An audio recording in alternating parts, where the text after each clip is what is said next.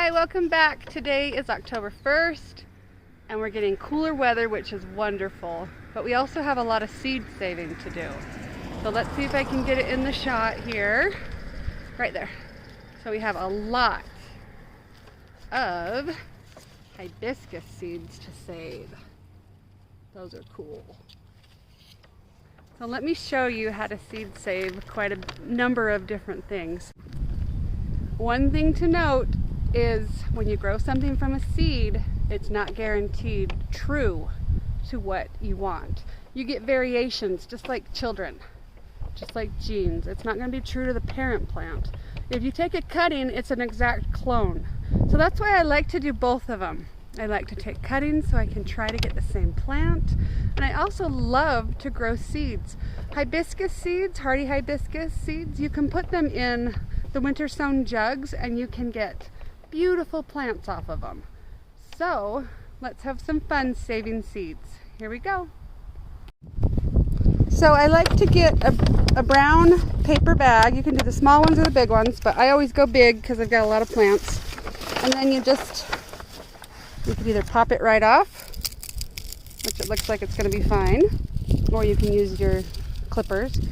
And then this one is hardy hibiscus. This one is a pink. I'll put a picture on the screen. It's really quite pretty.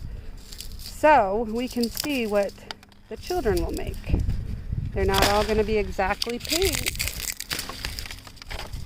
They're not going to be exactly, but if I was to take a cutting off this plant, which I can do, and try to root the actual branch, then I can get lots of the same exact. So here's another option, it's just hard to do with one hand, is to cut them off, stick them in your bag. I got a lot to do. See how many I have here? Anybody want some pink hibiscus seeds? Go ahead and leave me a comment and I'll get your address and send you some seeds. I don't think I have enough here, right? Look how many. And it, like I said, it's so much fun to winter sow hibiscus. These are the white asters that I used in a lot. See how many I have here? I used them in a lot of bouquets this season. I'm just going to do the same thing. And because these are for me, I don't care that they go in the same basket. But you just take off the dried portion and you just stick it in your bag. And you could also cut it down and hang it upside down or put it right into a bag when they dry all the way. This one looks like a purple aster that was right there. See the seeds? These things are fun. See how many I have there? Lots of asters. Put them in the bag. Here's some campanulas. So these I'm just going to kind of loop all the way up it. There we go. Put it in my bag. How do you guys save seeds? Are you particular about writing the names down? I am if I'm trying to trade them with somebody. But if I'm just going to use it for me, like some of these I'm just going to go put in the backyard right now. And I just throw them in. These are campanula. They're like a purple flower. They're pretty tall, obviously. Look how tall they are. See how many dried seeds I have right there? Here's some coneflower. These ones are the purple coneflower. So these ones can be kind of pokey. So you want to use your clippers. I just made it right in there. That was funny. Okay, so you want to grab it. And then I'll show you what the seeds look like in a minute. But they are pretty pokey, so you want to be able to use some gloves or use a clipper.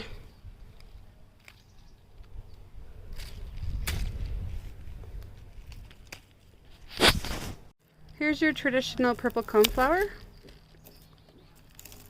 Pokey, you don't want to use your fingers. And then they make lots of seeds. But I honestly like to just put them in here and spread them around my yard. So I've collected quite a few seeds. We're in October. I'm going to show you the cool flowers theory. So honestly, it's as simple as perennial flowers or hardy annuals setting seed, overwintering, and coming back up in the spring. But we're doing it, for the plants.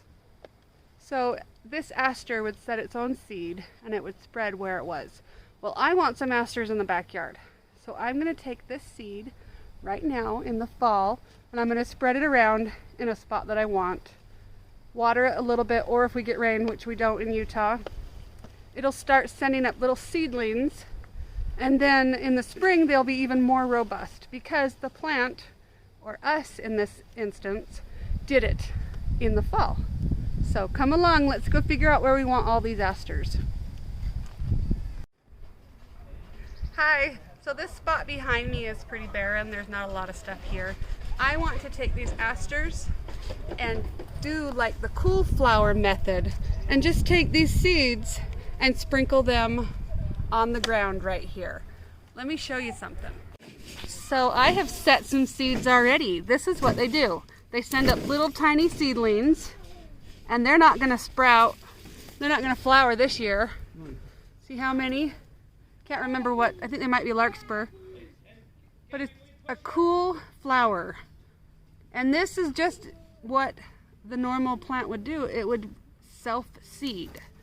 So let's put down some asters. So I'm just going to take some of these, sprinkle them around. Simple as that. Take some more seeds, sprinkle them around. And then we're going to have little baby aster seeds all around. See how much space I have? We got this. This stuff smells so good. Anise hyssop. Smells like licorice. But see how much space we have right here that can be lots of beautiful asters next season. I also have some gorgeous, like it kind of is a Luna swirl. I don't know if it is Luna swirl, but it has those same coloring of a hardy hibiscus. So I'll save these seeds. And I can also, before the frost gets here, take lots of cuttings on these hibiscus bushes. But anywhere that has some space between can be asters and larkspur, and I tried nigella. I've never grown that one before. And there's some poppies over there. So use the fall. You don't have to do it all in the spring.